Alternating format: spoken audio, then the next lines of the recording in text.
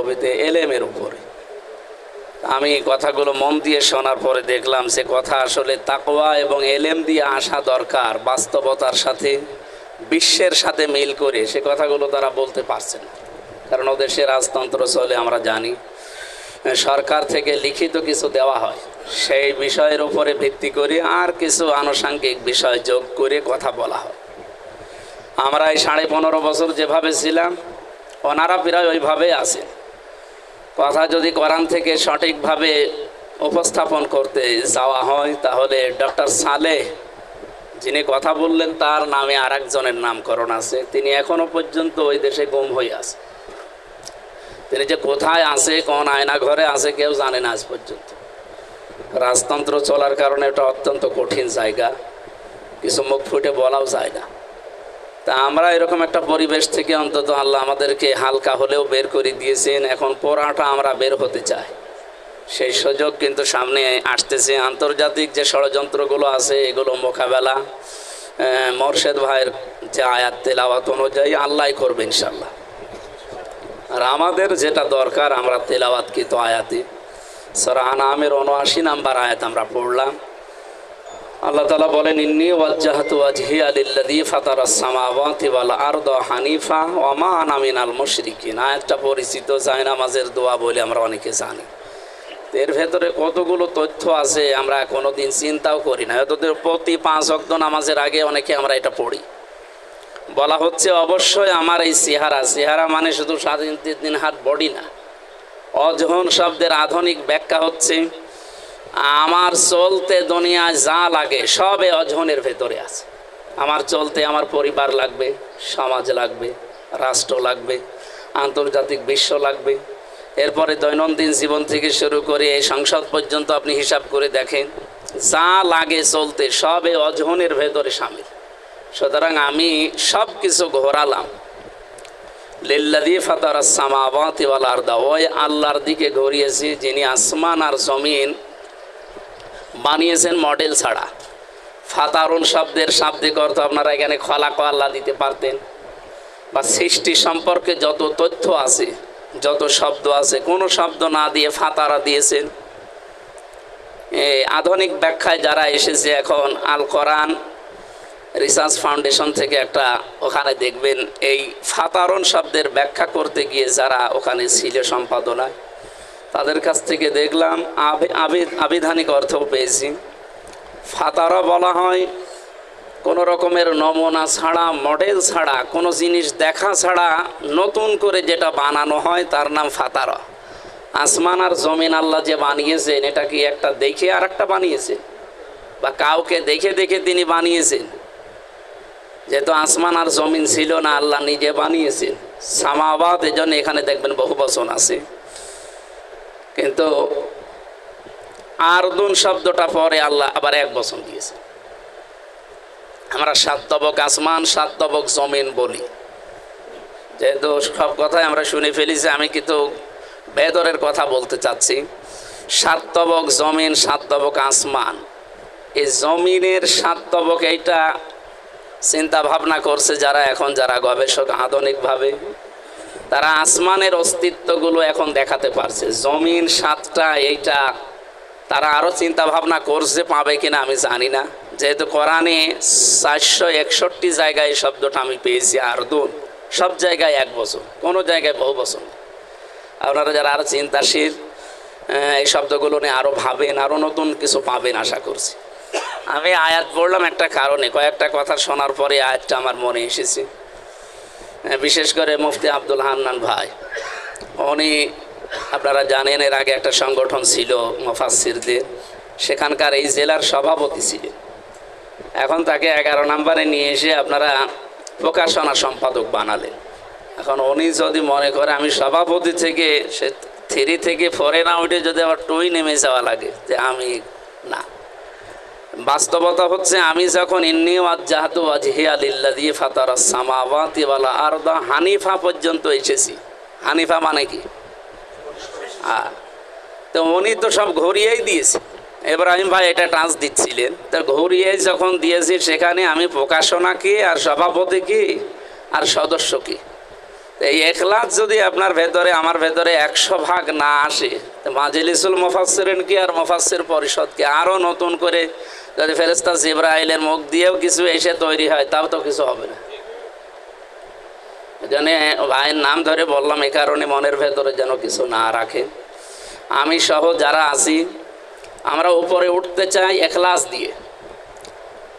আপনারা, আমি এর আগেও কয়েকবার বলেছি, এমপি নমিনেশন দেওয়ার পরে অনেকে আমার কাছে এসে মাইক নিয়ে অনুভূতি কি, অনুভূতি কিছুই নেই। লিকাইলা তাসাও আলামা ফাতাকুম ওয়ালা তাফরাহু বিমা আতাকুম, কিছু পেলে আনন্দে আত্মহারা হয়ে যেও না, আর কিছু হারিয়ে গেলে দুঃখ যন্ত্রণায় মরে যেও না। তা আপনারা আমার প্রধানমন্ত্রী ডোনাল্ড ট্রাম্প এখন যেখানে আছে ওই জায়গা দিলেও আমার কিছুই মনে হবে, ওই আমি যা ছিলাম তাই আছে। আর আমার মনে হয় যে কোনো দায়িত্ব যদি কারো ঘাড়ে উপরে আসে, আজকে একটা হাদিস শুনছিলাম সকালবেলা, ওটা আমি আগে এর বহুবার পড়েছি। একটা হাদিসের বাংলা হচ্ছে, কাউকে যদি কোনো দায়িত্ব দেওয়া হয় তাকে ছুরি ছাড়া জবাই করা হয়। এটা বাস্তব না? আমি একটা মুক্ত জীবনে ছিলাম, আমি অ্যাক্টিভভাবে সংগঠন ওইভাবে করিনি, ছাত্র শিবিরও ছিলাম, অ্যাক্টিভ না, জামাত ইসলামও অ্যাক্টিভ না। কিন্তু জেলখানা থেকে আসার পরে আমি অ্যাক্টিভ হয়ে এখন দেখছি যে দায়িত্ব এখন মাঝে মাঝে আসে, এটা আমার ওপর আরও জুলুম হয়ে যায়। ফজরের নামাজ পড়ার পরে আমার অভ্যাস ঘুমানো, অথচ যে ফজরের নামাজ পড়ার পর থেকেই নিয়ে এসে আজকে 5টা অনুষ্ঠান। এই এখন 6 মাস একাধারে আমার বাইরে থাকা লাগে, আমিরে জামাতের নির্দেশ সব বন্ধ। অর্থনৈতিকভাবে এবং মানসিকভাবে সব দিক থেকে লস হয়ে যাচ্ছে না। কিন্তু আমি তো ইন্নী ওয়াজ্জাহতু ওয়াজহিয়া লিল্লাযী ফাতারাস সামাওয়াতি ওয়াল আরদা হানিফা পড়েছি, সুতরাং পাওয়া না পাওয়া এটা আমার আর কিছু মনে হয় না। যা পেয়েছি তাও ভালো, না পেলেও ভালো। এই জন্যে আমি মনে হয় মদিনায় ছিলাম ওই সময়, ডক্টর মিজানুর রহমান আজহারি ভাই একটা কনফারেন্স করছিলেন ঢাকায়, লাইভ চলছিল, আমি 2-3 মিনিট শুনছিলাম। উনি মানুষকে থামানোর পরে প্রথম যে পয়েন্টটা নিয়েছিলেন মাইন্ডসেট, এটা শোনেননি? তো এই শব্দটা ভেতরে 100% তৈরি করা অনেক কঠিন, বলা যত সহজ। এই যে মাইন্ডসেটের ভেতরে উনি নিয়ে এসেছেন প্রথমে আল্লাহর স্মরণ, এটা তো একেবারে সহজ কথা, তো বাস্তবে ওই সমস্যার সম্মুখীন হয়ে ওভারকাম করা কত কঠিন এটা নবীজি নিজের জীবন দেখিয়েছেন। উনি হাদিস নিয়ে আসছিলেন সিরাত থেকে কয়েকটা, যে ওই যে সবাই জানি যে তরবারি উনি ঝুলিয়ে ঘুমাচ্ছিলেন, এক বেদুইন এসে তরবারি নিয়ে বলছিল যে মোহাম্মদ তোমাকে কে বাঁচাবে। ওই সময় মনের অজান্তেই তিনি বলে ফেলেছিলেন আল্লাহ। এটা মনের অজান্তে যে বলে ফেললেন, এটা কি এমনি এমনি আসে? এর জন্য কি পরিশ্রম করা লেগেছে তার জীবনে, কঠোর সাধনা ছিল তার জীবনে। 40 বছর বয়স পর্যন্ত আল্লাহ তাকে তেমন কিছু দেয়ও নি। আমরা কোরআন নাজিলের পাহাড়ে উঠছিলাম যখন, তখন মাঝে মাঝে মনে হচ্ছিল নবীজি এই জায়গায় এসে 40 দিন একাধারে। আর খাদিজাতুল কুবরার কথা মাঝে মাঝে মনে হচ্ছে, একজন মহিলা, এখন তো সিঁড়ি বানিয়ে দিয়েছে, তাও আমার 1 ঘন্টা 15 মিনিট লেগেছে এবার। আর ওই সময় সিঁড়ি ছিল না, পাথর আর এই লতা পাতা ধরে ওঠা লাগতো। প্রতিদিন 2-3 বেলা করে খাবার নবীজির কাছে পৌঁছে দিয়ে আসতো। তাদের যে পরিশ্রমের কারণেই এমন একটা জায়গায় তারা পৌঁছিয়েছে, আল্লাহ তার শেষ পর্যন্ত এই অবস্থানটা তৈরি করে দিয়েছে। আমরা যদি এখলাস নিয়ে ওই অবস্থান তৈরি করতে চাই, আমাদেরও কোনো হুঁচট লাগলেও দেখবেন মনের অজান্তেই বের হয়ে যাবে আল্লাহ, মা আর বাবার নাম বের হবে না। পরশুদিন বিমানে ওঠার সময় মানে পায়ে অনেকটা একটা ধাক্কা লাগে, এখনো পর্যন্ত অনেক ব্যথা এর ভেতরে। তা আমার মুখ দিয়ে ওই সময় আল্লাহ এখনো বের হয়নি, ওই সময় বের হয়ে গেছে ও বাবা, কারণ মাইন্ডসেট এখনো ওই পর্যায়ে যেতে পারিনি আমার। ইব্রাহিম ভাই বলছিলেন জেলখানায় আসলে সবার কামনা করে না যাওয়া দরকার। আমি তো অনেকদিন ছিলাম, আপনারা জানেন, 3 বছর প্রায়। আমার মনে হয় 2টা জায়গা ইমানকে শানিত করার জন্য পৃথিবীতে আছে, একটা হচ্ছে মক্কা মদিনা, আর একটা জেলখানা। পৃথিবীর যে জেলখানায় হোক, তো এখানে গেলে মানুষের ইমান শানিত হয়, চার্জ হয়, ওইটা দিয়ে অন্তত কিছুদিন চলা যায়।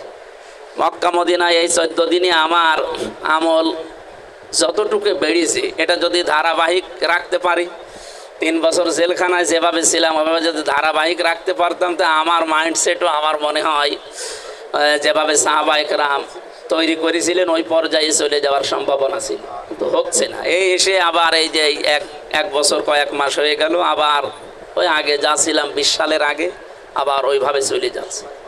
এই 14 দিনে যা পেলাম এটা যদি আবার একটু চালাতে পারি, আল্লাহ রাব্বুল আলামিন এটা যেন ধারাবাহিক কন্টিনিউ করার তৌফিক দেন।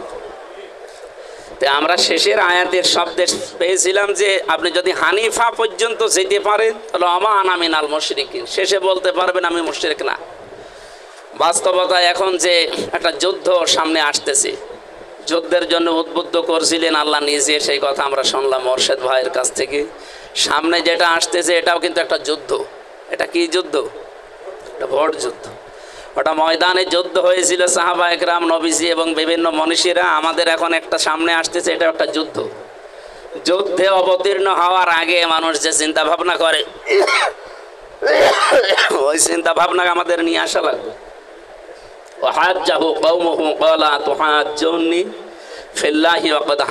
হযরত ইব্রাহিম ঘোষণা দেওয়ার পরেই কিন্তু তার জাতির কাছ থেকে তর্ক বিতর্ক এসেছিল, বাধা এসেছিল। তিনি বলেছিলেন, জাতির লোকেরা আমার সাথে কি তোমরা বিতর্কে লিপ্ত হতে চাচ্ছ? ওয়াকাদ হাদানি, অথচ আল্লাহ আমাকে হেদায়েত দিয়েছে।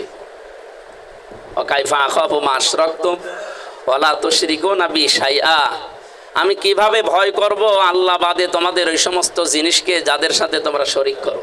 আজ মানুষের তৈরি করা আইন পৃথিবীতে প্রতিষ্ঠা করার জন্য যারা বিভিন্ন নাম রাজনৈতিক দিয়ে যারা দল করছে, তারা যদি এগুলো কায়েম করতে গিয়ে ভয় না পায়, তাদের আমাদের ভেতরে এই চিন্তা আছে, আমি জানি অনেক মাওলানা এখানে বসে আছে, এই চিন্তা আছে, এবার যদি ইসলামের পক্ষে অ্যাক্টিভভাবে মন খুলে ওপেনভাবে এসে কাজ করি, যদি পাস না হয় তাহলে আমার ইমামতি থাকবে, আমার সামনে কি হবে?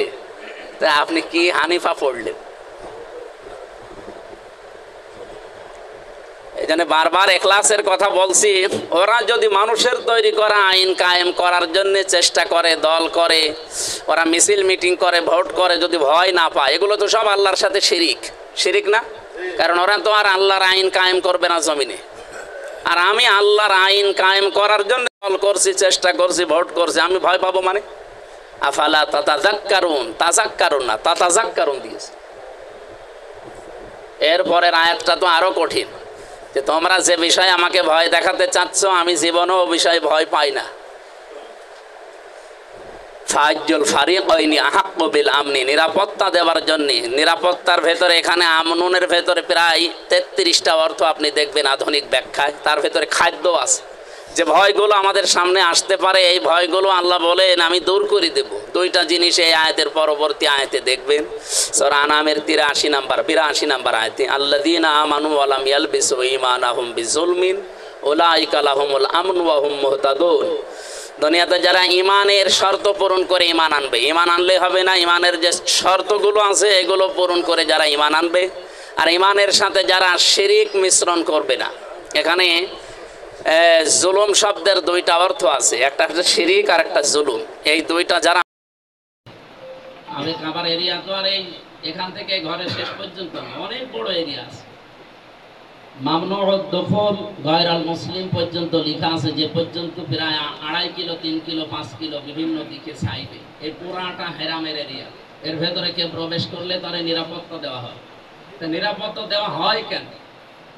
আধুনিক তাফসীর আপনারা এখন দেখবেন, এখানে নিরাপত্তা দেওয়া হয় 2টা কারণে। তার একটা কারণে সূরা আনামের 82 নম্বর আয়াতের প্রথম অংশে তো বললাম, আল্লাযীনা আমানু ওয়া লাম ইয়ালবিসু, যারা ঈমান আনে আর ওয়া লাম ইয়ালবিসু ঈমানাম বিযুলমিন, ঈমানের সাথে জুলুম মিশ্রণ করে না। জুলুম মানে কি জানো? শিরিক। আপনি ওই এরিয়ার ভেতরে কোনো শিরিক অন্তত পাবেন না। আমি নিজে মক্কা এবং মদিনার লোকের সাথে যতটুকু মিশে দেখেছি, তারা শিরিক করে না। অন্য গোনা তাদের আছে, শিরিক করে না। শিরিক যা আছে এগুলো বেশিরভাগে বাংলাদেশ, ভারত, পাকিস্তান, মিশর, এই মানুষগুলো এসে শিরিক করে। শিরিকের ভেতরে অনেকগুলো জিনিস দেখেছি। তারা এই যে মাটি নিয়ে চুমা খায়, এরপরে কাবা শরীফে চুমা খাওয়ার কথা হয় পাথরে, অথচ যেখানে সেখানে যে চুমা দেয়, এই আবেগে। এই কাজগুলো আসল যারা মদিনার লোক, মক্কার লোক, এরা করে। এদের নিরাপত্তা দেওয়ার মূল কারণই এটা, যে এর ভেতরে শিরিক নেই। এই বাংলাদেশ তো আর কাবা শরীফ না, কাবা শরীফ। এই 56,000 বর্গ মাইল যদি আমরা সত্যি নিরাপত্তা দিতে চাই, এখন আমি রাস্তায় নিরাপদে চলতে পারি। আপনি কি মনে করছেন আপনি নিরাপদ? কিছুক্ষণ আগে